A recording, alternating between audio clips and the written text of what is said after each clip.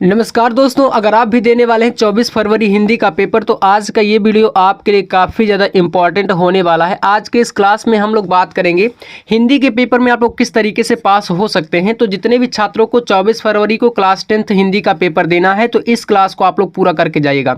आज के इस वीडियो में आप लोग यहाँ पर देख सकते हैं हमारे पास एक बोर्ड एग्जाम की कॉपी है, ठीक है, और हमारे पास एक मॉडल पेपर है जो कि आप देख सकते हो 70 नंबर आपका हिंदी में पूर्णांक रहता है।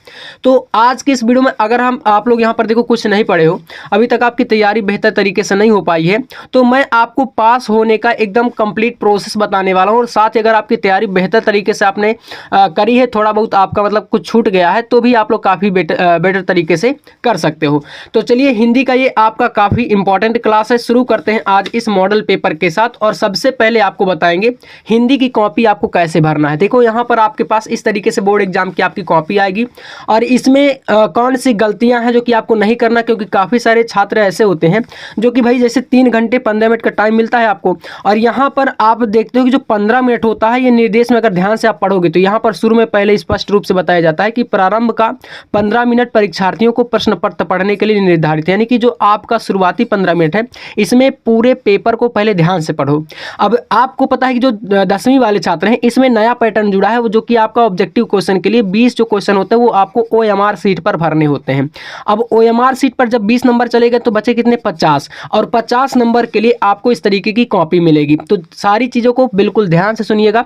अब कॉपी पर जो 50 नंबर है इसका प्रोसेस बताएंगे, बाकी OMR सीट का एक वीडियो आपको मिल जाएगा अलग से, तो OMR सीट के लिए आपको उसको देख लेना है। बाकी कॉपी पर आज हम पहले देखते हैं, और इसके लिए सबसे पहले आपको बताएंगे कॉपी पर आपको भरना कैसे है मेन प्रश्न, क्योंकि मेन प्रश्न सबसे इंपॉर्टेंट है और यहीं से आपका जो इंप्रेशन है वह बढ़ता और घटता है। देखो, इसमें सबसे पहले आप देखोगे तो इधर आपका मॉडल पुस्तिका करके ये जो आपका कॉलम बने हैं, इस कॉलम में आपको कुछ भी नहीं भरना। काफ़ी सारे छात्र मतलब सोच में पड़ जाते हैं कि यार इसमें क्या भरना है, तो इससे आपका कोई लेना देना नहीं, सिर्फ आपको भरना है तो इधर की चीज़ें जो ये बॉक्स आपको दिख रहा है, इस बॉक्स में आप देखोगे तो यहाँ से आपका सेम टू सेम ऐसे ही कॉपी आपको बोर्ड में देखने को मिलेगा। मेन प्रश्न इसमें कहता है कि परीक्षार्थी उत्तर पुस्तिका के किसी भी भाग में अपना नाम ना लिखे, मतलब आपको कहीं पर भी अपना नाम नहीं लिखना कॉपी पर, सिर्फ आपका भरा जाएगा तो रोल नंबर। इसमें यहाँ से 1 नंबर पे देखोगे तो कह रहा है कि परीक्षार्थी का अनुक्रमांक, मतलब आपका जो रोल नंबर होगा। अब मैं आपको कोई एग्जांपल के तौर पर कोई एक नंबर भर के दिखाता हूँ आपको, मतलब जो भी आपके एडमिट कार्ड में है उसी को भरिएगा।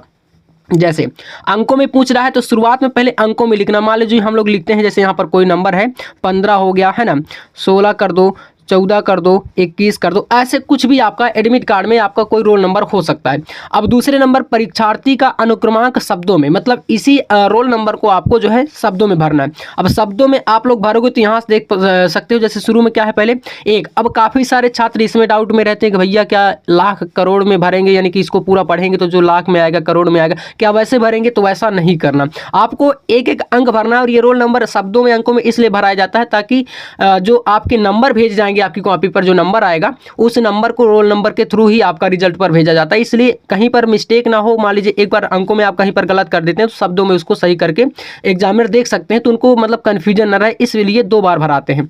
तो ये 1 है पहले, तो शुरू में आप क्या लिखोगे, यहाँ पर भाई आपको लिख देना है 1 ऐसे। उसके बाद क्या है, फिर 5 है तो आप इस प्रकार से लिख दोगे 5।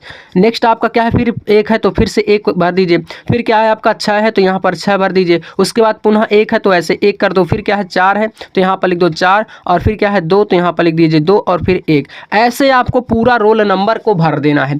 उसके बाद आपका क्या है विषय। विषय यहाँ पर आपको जैसे कि हिंदी का पेपर है तो आप हिंदी करोगे, है ना, ये हिंदी है ना, तो इस प्रकार से हिंदी आपको यहाँ पर भर देना है, और हिंदी से ही लिखिएगा, जरूरी नहीं कि आप इंग्लिश से लिखो। फिर इसके बाद अगला कॉलम है, इसमें कह रहा है प्रश्न पत्र। देखो, प्रश्न पत्र में अब काफ़ी सारे बच्चों को डाउट ये रहता है कि भाई इसमें क्या भरें। देखो, आपका 70 नंबर का केवल और केवल एक पेपर होता है, ठीक है ना, इसमें केवल एक पेपर होता है हिंदी का, तो इसमें आपको यहाँ पर क्या लिखना है, तो केवल भरना है, ठीक है ना। यहाँ पर फर्स्ट या सेकेंड आपको डालने की जरूरत नहीं, केवल यहाँ पर ऐसे भर दीजिए। फिर आपका है प्रश्न पत्र पर अंकित संकेतांक, यानी कि इसमें आपके पेपर में एक कोण दिया जाता होता है तो आपको उस कोण को इस प्रकार से यहाँ पर भरना होता है। जैसे कि आपको यहाँ पर पूरा का पूरा आपके पास जैसे मान लो इस प्रकार का बोर्ड का पेपर आपका आएगा ऐसे। अब जैसे ये कोण जो दिया है ना, इस कोण को डालना बहुत ही ज़्यादा जरूरी है। क्यों? क्योंकि आपको अगर मैं बताऊं तो जैसे यूपी में हमारे पूरे कितने हैं, मतलब 75 जिले हैं, ठीक है ना। टोटल आपके 75 डिस्ट्रिक्ट हैं और इन 75 जिलों में इस प्रकार के कुल यहाँ पर 7 सेट पेपर आते हैं। मतलब अलग अलग डिवीजन में बंट करके पेपर जो है पूछे जाते हैं। तो जैसे कि मान लीजिए किसी के बच्चे के पास 801 HG कोण का आ गया, किसी के पास भाई HI कोण का आ गया, तो अलग अलग कोण के रहते हैं। तो यहाँ पर जब एग्जामिनर कॉपी चेक करेंगे तो वो आपका सिर्फ ये कोण मिलाते हैं और इसी कोण को देख करके वो कॉपी को चेक करते हैं भाई। मतलब यहाँ पर ये देखा जाता है कि आपने कौन से कोण से कॉपी को लिखा है। तो जैसे 801 HG है तो आप इसको भरोगे यहाँ पर 801 और यहाँ पर HG ऐसे। तो ये बॉक्स में इसको भर देना। फिर इसके बाद आओगे परीक्षा का दिन। जैसे कि आपका जो पेपर है वो किस दिन है, 24 फरवरी को है। जैसे सोमवार है, मंगलवार, जो भी दिन है, मान लीजिए सोमवार को पेपर है तो आप यहाँ पर डालोगे परीक्षा के दिन पर क्या लिखोगे, सोमवार। ये आप लोग इस तरीके से भर दिए। मेन पृष्ठ भरना बहुत जरूरी है। परीक्षा की तिथि आपकी 24 फरवरी से है तो यहाँ पर 24/2 और यहाँ पर कर देना है 2025 ऐसे। उसके बाद पाली, आपका प्रथम पाली में पेपर है तो यहाँ पर आप लिख दोगे प्रथम, ठीक है, यानी कि फर्स्ट मीटिंग में आपका सुबह से पेपर रहता है। फिर केंद्र का नाम, यहाँ पर आपको सेंटर का नाम डालना है तो यहाँ पर मैं कुछ नहीं भरूंगा, मैं XYZ कर देता हूँ। आपका सेंटर जहाँ पर भी आप एग्जाम दे रहे हो उस सेंटर का नाम डालना है। परीक्षा कक्ष संख्या, जिस रूम नंबर में पेपर दे रहे हो, जैसे यहाँ पर कोई बच्चा का 25 नंबर में है तो 25 नंबर है ना, जिस भी कमरे नंबर में यानी कि रूम नंबर में आपका सेंटर है, रोल नंबर है, उसी को आपको यहाँ पर डालना होता है। बस इस तरीके से मेन पृष्ठ भरने का पूरा यही प्रोसेस हो जाता है। अब देखो पेपर में आपको शुरुआत में यहाँ पर पैटर्न को समझना है तो इसके निर्देश आप लोग यहाँ पर पूरा पढ़ लीजिएगा। और इसके बाद यहाँ से देखो आपका स्टार्ट होता है जो कि क्या है, खंड आ है, खंड आ। और इसमें कह रहा है कि पूर्णांक 20 नंबर। अब यहाँ पर 70 पूर्णांक लिखा है, यहाँ पर 20, मतलब कि ये 20 आपको भरने होंगे कहे में भाई, OMR सीट पर। तो OMR का मैंने बता दिया कि एक वीडियो आएगा, इसमें आप सारे क्वेश्चन को एक बार देख सकते हो। यहाँ पर इस प्रकार से सारे प्रश्न एक एक नंबर के आपको यहाँ पर देखने को मिलते हैं। तो इधर आपके सारे क्वेश्चन हिंदी के हैं, यहाँ पर बहुत सारे टॉपिक मिले हुए होते हैं, जैसे कि आपका हिंदी गद्य के, पद्य के, इसके अलावा आपका रस छंद अलंकार के, संधि विच्छेद के, बहुत सारे टॉपिक मिला करके ये 20 नंबर में पूछे जाते हैं। तो ये ऑब्जेक्टिव है, तो 20 नंबर यहाँ पर OMR का हो जाएगा। अब देखो मेन चीज़ है कॉपी पर कैसे करना है, क्योंकि यहाँ पर ज़्यादा डाउट होता है। तो यहाँ से आपका देखो स्टार्ट है वर्णनात्मक प्रश्न और ये रहेंगे 50 पूर्णांक का, ठीक है ना, मतलब 50 नंबर का ये क्वेश्चन आपका रहता है। अब जिसमें सबसे शुरू का प्रश्न जो है आपके सामने इस तरीके से दिख रहा होगा। नंबर 1, निम्नलिखित गद्यांश पर आधारित 3 प्रश्नों का उत्तर दीजिए, जो कि पूरा है आपका 6 नंबर का। मतलब एक प्रश्न रहेगा पूरा 2 नंबर का और इसमें से 3 प्रश्नों के मिलेंगे पूरे 6 नंबर।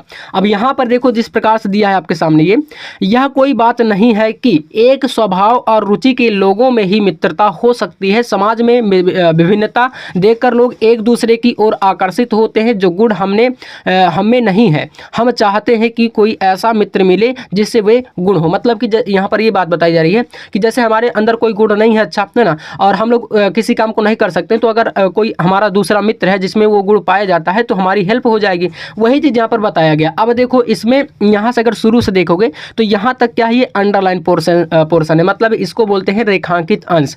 अब रेखांकित अंश की व्याख्या भी पूछेगा। तो यहाँ से आपका पहला प्रश्न ये 2 नंबर का है। और चलिए शुरू करते हैं। कह रहा है कि उपर्युक्त गद्यांश का संदर्भ लिखिए। अब संदर्भ लिखने के लिए कौन कौन सी चीज़ें इंपॉर्टेंट होती हैं तो मैं आपको बता दूं। सबसे पहले आप में इसको पता होना चाहिए, आपको पाठ का नाम, है ना, पाठ का नाम इसमें पता होना चाहिए। और इसके अलावा आपके इसके लेखक कौन है वो चीज़ आपको पता होनी चाहिए। तो भाई आपको मित्रता पाठ पता ही होगा, तो रामचंद्र शुक्ल जी का है। तो इसमें आपको यहाँ से देखो इस प्रकार से मेन प्रश्न भर दिए। अब आ जाइए कॉपी पर कैसे करना है। सबसे पहले आपको यहाँ पर जो भी खंड है, खंड बा का है, तो यहाँ से आप कॉपी में शुरू में मेन प्रश्न पर देखो इस तरीके से डालोगे खंड बा और वर्णनात्मक प्रश्न। उसके बाद प्रश्नोत्तर संख्या 1 डाल देना है। या यहाँ पर कई सारे मतलब अलग अलग तरीके होते हैं, कोई प्रश्नोत्तर संख्या डालता है, कोई प्रश्नोत्तर नंबर डालता है, प्रश्नोत्तर क्रमांक डालता है। सिर्फ आपको नंबरिंग अच्छे से करनी है। यहाँ पर 1 नंबर है तो आपको 1 ही डालना है।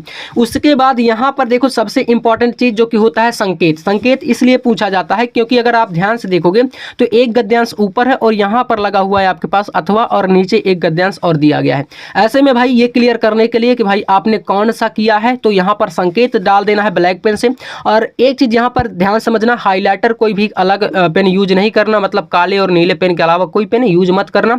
और वहां पर संकेत में शुरू के जैसे इसको किया गया है तो यह कोई बात नहीं है ना, शुरू के 2 से 3 शब्द और बीच में डैश डैश पॉइंट करके लास्ट के कुछ लाइनें, जैसे कि यहाँ पर क्या है, बीरबल की ओर देखता था। तो इस तरीके से आप इसको कर सकते हो। अब इसी को किया गया है तो यहाँ से ये संकेत हो गया। फिर इसके बाद नंबर 1 संदर्भ। संदर्भ में इस तरीके से लिखना है प्रस्तुत गद्यांश। अब बहुत सारे बच्चे गद्यांश की जगह पर पद्यांश लिख देते हैं तो वो एक मिस्टेक हो जाएगी, है ना। तो ऐसे में आपको ये चीज़ें बहुत ही मतलब छोटी छोटी चीज़ों को बारीक से देखना पड़ेगा। प्रस्तुत गद्यांश हमारी पाठ्यपुस्तक हिंदी के गद्य खंड में, अब देखो इसको गद्य खंड हो गया, ये ब्लैक पेन से कर दिया तो भाई ये क्या हो गया, हाईलाइट हो गया। मतलब आपको यहाँ पर कोई दूसरा हाईलाइटर यूज करने की ही जरूरत नहीं है। काले और नीले पेन के बीच में आपका जहां पर काला काला है वहां पर एग्जामिनर की नज़र पहले पहुंच जाएगी। तो इससे वो डायरेक्ट आपका आंसर भी नहीं देखेंगे कि आपने कहां पर क्या लिखा है, सिर्फ आपको इन पॉइंट्स को ध्यान देना है और यहां से आपको नंबर मिल जाएंगे। तो संकलित मित्रता नामक पाठ से लिया गया है, जिसके लेखक यहाँ पर, इस लेखक को जो जैसे नाम है ना आचार्य रामचंद्र शुक्ल, इसको भी आप लोग काले पेन से लिखिएगा, ठीक है। तो यहाँ पर लेखक का नाम और पाठ का नाम ब्लैक पेन से यूज करके लिखना है और यहाँ से आपको मिल जाएंगे इसका पूरा 2 नंबर। फिर कह रहा है कि गद्यांश के रेखांकित अंश की व्याख्या करिए, 2 नंबर का यह प्रश्न है। अब इसमें यहाँ से देखो, यह कोई बात नहीं है कि एक स्वभाव और रुचि के लोगों में ही मित्रता हो सकती है, समाज में विभिन्नता देखकर लोग एक दूसरे की ओर आकर्षित होते हैं। तो ये देखो यहाँ से लेकर के यहाँ तक की व्याख्या करना। अब अगर आपको मैं कहूँ कि भाई इस लाइन में थोड़ा सा आपको बस मीनिंग को चेंज करके लिख देना है और आपका बन जाएगा पूरा गद्यांश का व्याख्या, तो भी गलत नहीं है। सबसे इंपॉर्टेंट है आपको हेडिंग डालना है। इस तरीके से देखो आप हेडिंग डालोगे और यहाँ से आपको क्या करना है, इसके नीचे पटरी की सहायता से एक आपको लाइन खींच देनी है ब्लैक पेन से, जैसे यहाँ पर लिखा गया है ना। तो आपको रेखांकित अंश की व्याख्या कर देनी है और इसके बाद आपको इसी के नीचे पटरी की सहायता से इस तरीके से एक मतलब अंडरलाइन करनी ही करनी है, ठीक है। इस तरीके से आप इसको यहाँ पर कर दीजिएगा, थोड़ा सा बेटर दिखेगा, है ना। संदर्भ के नीचे भी आप लोग इस तरीके से लिख सकते हो। और जैसे आप यहाँ पर लेखक या कवि का नाम लिखते हो और अगर नीला पेन यूज हो जाता है तो फिर आप उसके नीचे हाईलाइटर के तौर पर ब्लैक पेन ऐसे अंडरलाइन कर देना, तो वो आपका काम मतलब वैसा ही परफेक्ट माना जाएगा इस तरीके से, ठीक है। ऐसे कर देना है तो ये आपका कंप्लीट हो जाएगा। इसके बाद यहाँ से रेखांकित अंश की व्याख्या में बात करूँ तो इस तरीके से आपको लिखना है कि प्रस्तुत अवतरण में, यानी कि दिए गए अवतरण में, अवतरण का मतलब यहाँ पर यह है कि जो दिया गया आपका ये गद्यांश है, तो गद्य खंड भी लिख सकते हो या गद्यांश लिख सकते हो या अवतरण लिख सकते हो, है ना, जो भी है आपको ऐसे कर देना है। और इसमें आपको जिस भी लेखक या कवि का है ना, यानी कि जिस भी पाठ से लिया गया है उसके जो लेखक हैं या कवि हैं उनका नाम लिख देंगे तो ज़्यादा बेटर रहेगा। जैसे यहाँ पर दिया गया है कि भाई हम ये भी कह सकते हैं कि आचार्य रामचंद्र शुक्ल जी कहते कि मित्रता के लिए स्वभाव और समान रुचि वालों सम्मान, यहाँ पर देखो समान कर सकते हो, मतलब कि एक जैसी भाई जो जैसे मित्र होते हैं ना, तो आपको पता होगा कि भाई एक दूसरे से सोच मिलना चाहिए वरना मित्रता हो ही नहीं सकती, है ना। तो वही चीज़ है कि समान रुचि वालों में ही परस्पर मित्रता हो सकती है, यह धारणा उचित नहीं है ना। कुछ लोग सोचते हैं कि समान स्वभाव और समान रुचि वालों में ही परस्पर मित्रता हो सकती है, परंतु ऐसा नहीं है।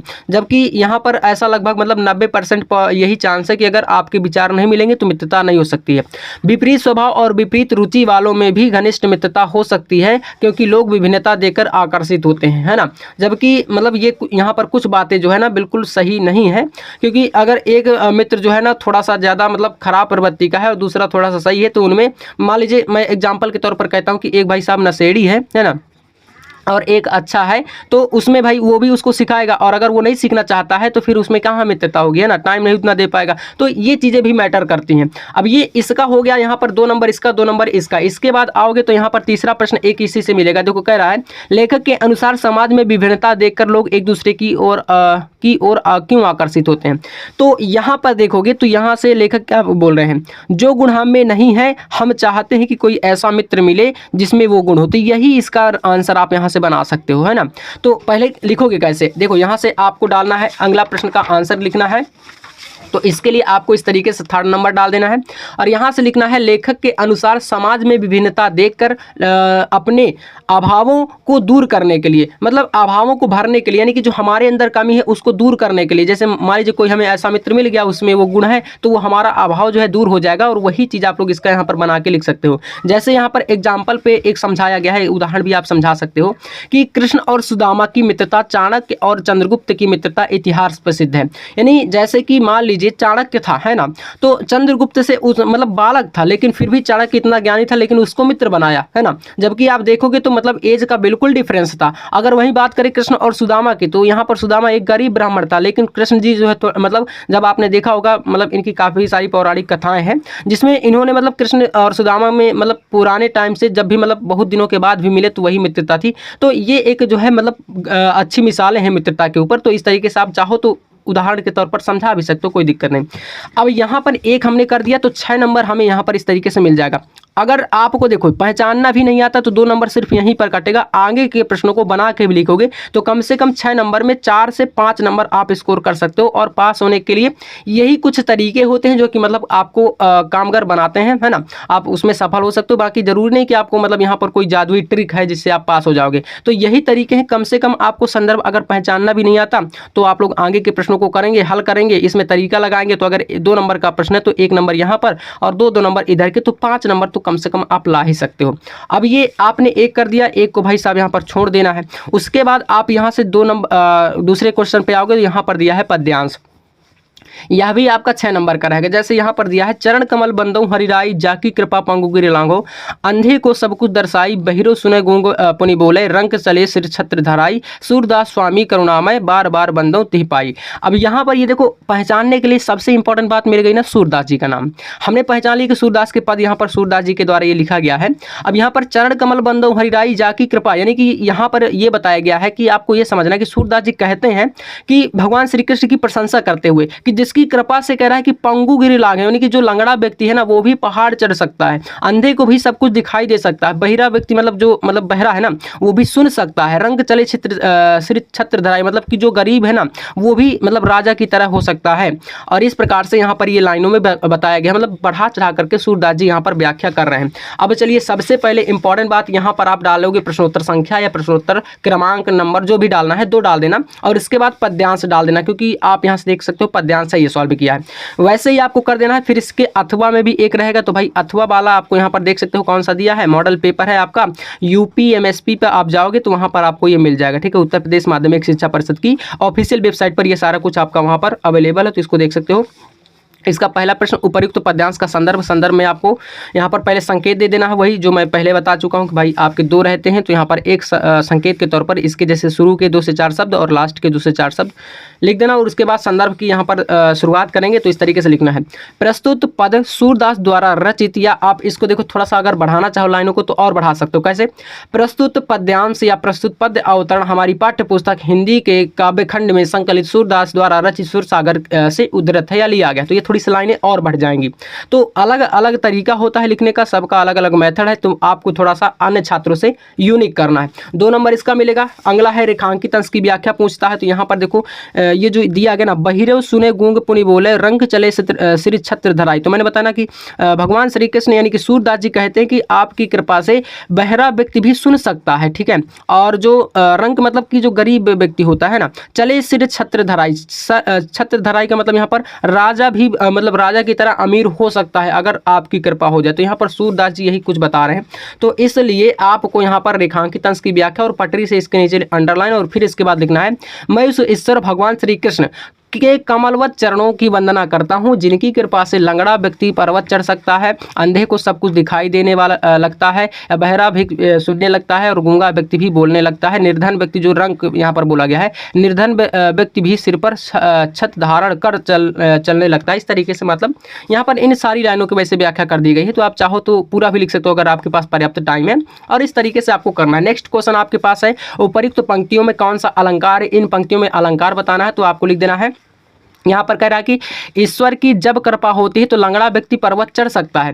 रेखांकित अंश में रूपक और अनुप्रास अलंकार की अभिव्यक्ति हुई है, ठीक है। यहाँ पर आपका रूपक अलंकार है और काफ़ी जगहों पर आपका क्या हो जाएगा, चरण कमल बंदम हरिराई, तो ये अनुप्रास हो जाएगा। इस तरीके से आपको यहाँ से ये 6 नंबर और 6 नंबर इसका, तो 12 नंबर यहाँ से, और आपको 70 में पासिंग के लिए चाहिए 23 नंबर। तो आप जैसे ऑब्जेक्टिव वाला एक वीडियो आएगा तो उसमें भी आप कुछ तरीके लगाओगे तो वहाँ से आपको कुछ नंबर मिलेंगे, और यहाँ से आगे के सारे प्रश्नों को सेम टू सेम आपको ऐसे ही पूरा सॉल्व करते चले जाना है और बाकी आपको कंप्लीट तैयारी के लिए इसी चैनल पर जुड़े रहना है और बाकी आपको सारा कुछ यहाँ पर मिलता रहेगा जो भी इंपॉर्टेंट टॉपिक है। तो अगर आज का ये क्लास आपको पसंद आए तो भाई वीडियो को लाइक करके चैनल को आप लोग सब्सक्राइब कर लीजिएगा। बाकी मिलते हैं नेक्स्ट वीडियो में नेक्स्ट टॉपिक के साथ, तब तक के लिए जय हिंद, वंदे मातरम।